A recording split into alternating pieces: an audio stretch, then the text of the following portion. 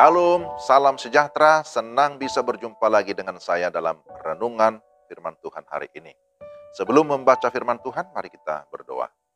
Tuhan, terima kasih untuk setiap kesempatan mendengarkan kebenaran firman.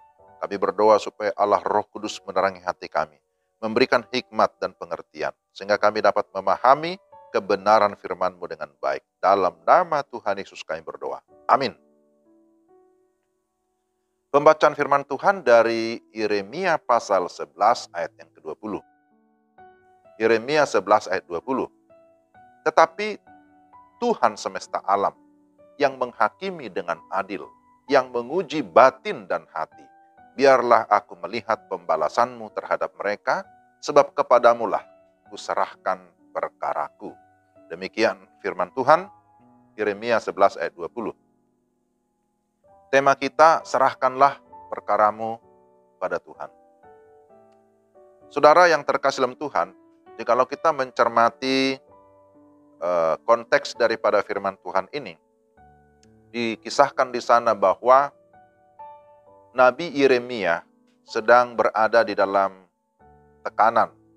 Dia terancam karena penduduk Anatot berusaha untuk membunuhnya. Penduduk Anatot yang sebenarnya juga merupakan saudara sekampung dari Yeremia, justru berencana untuk membunuh Yeremia karena ia terus menyingkapkan dosa-dosa dan penyembahan berhala yang mereka lakukan, serta Yeremia bernubuat tentang hukuman Allah atas mereka. Nah, rencana ini mau dilaksanakan secara diam-diam. Akan tetapi Allah mengungkapkan hal ini kepadanya sehingga Yeremia mengetahuinya dan rencana jahat itu pun gagal. Bahkan Allah sendiri yang akan menghukum penduduk Anatot. Pengalaman Yeremia ini merupakan salah satu pengalaman pahit yang dialaminya sebagai seorang nabi. Berulang kali ia mendapatkan kesulitan dan penderitaan karena dia mau memenuhi panggilan Tuhan. Tapi apa reaksi Yeremia? Reaksi Nabi Yeremia ketika tahu bahwa penduduk Anatot berencana untuk membunuhnya ialah menyerahkan perkaranya kepada Tuhan. Nah, ini adalah bagian yang sangat penting. Menyerahkan perkaranya kepada Allah sambil terus menyuarakan kebenaran Allah. Ia tidak takut akan ancaman pembunuhan itu, sebab ia tahu siapa yang mengutusnya. Dan ia sedang menyampaikan firman Tuhan.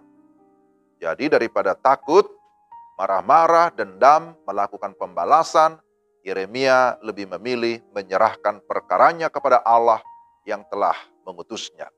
Ia yakin bahwa Allah tidak akan tinggal diam, tetapi akan menunjukkan keadilan kepada hamba-hambanya.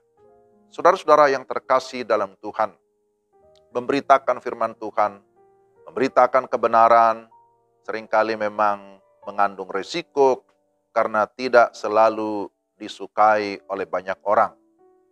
Ada kemungkinan ketika kita berkata yang benar, bertindak dengan benar, hidup dalam kejujuran, kita mau menyatakan keadilan, di tengah-tengah kehidupan yang banyak kepalsuan dan kebohongan, justru kita menghadapi tekanan, menghadapi ancaman, menghadapi teror, dan kita bisa saja merasa sendiri dan merasa, wah ini keadaan yang sulit seperti di ujung tanduk.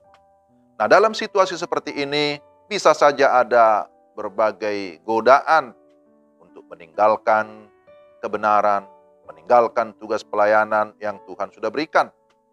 Tetapi kita lihat dalam situasi yang tidak nyaman, bahkan mungkin juga dalam kegelisahan, ternyata Nabi Yeremia tetap menyerahkan perkaranya kepada Tuhan.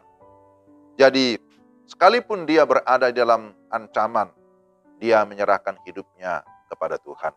Hanya ada dua pilihan bagi hamba Allah, hamba Tuhan dalam menghadapi situasi yang sulit. Ya, termasuk saudara-saudara sekalian, semua kita bisa menghadapi situasi-situasi yang sulit. Pilihannya apa? Maju terus atau mundur, hanya itu. Tetapi kita melihat bahwa Yeremia memilih maju terus. Karena apa? Karena yakin akan panggilan Tuhan dan juga yakin bahwa Tuhan ada di pihak dia. Jika saudara mengalami atau menghadapi berbagai masalah dan ancaman dalam memberitakan kebenaran, maka mari kita tetap tegar. Mari kita tetap rendah hati. Mari kita tetap setia pada tugas dan panggilan kita, seraya kita tetap berdoa seperti Yeremia. Kepadamulah kuserahkan perkaraku. Sebab kita percaya sekali lagi Allah kita adalah Allah yang setia. Dia berjanji menyertai dan akan terus mendampingi kita. Percayalah bahwa kebenaran, keadilan, dan kejujuran pasti akan menang atas kebohongan, atas kepalsuan, bahkan ketidakadilan.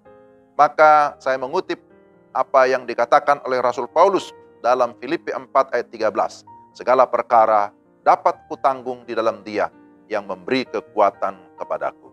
Saudara-saudara ingat, segala perkara, bukan hanya satu perkara. Kita percaya bahwa dalam segala perkara, Tuhan akan memberikan kita kekuatan. Amin. Mari kita berdoa. Tuhan, terima kasih untuk firman-Mu hari ini. Kiranya Roh Kudus menolong kami supaya kami dapat memahami dan firman-Mu itu dapat meneguhkan kami, memberikan kami kekuatan dan juga kesiapan dalam menghadapi segala situasi apapun. Kami mengucap syukur dalam nama Tuhan Yesus. Amin. Demikian renungan kita hari ini. Tuhan memberkati Bapak Ibu Saudara sekalian. Selamat berakhir pekan. Shalom.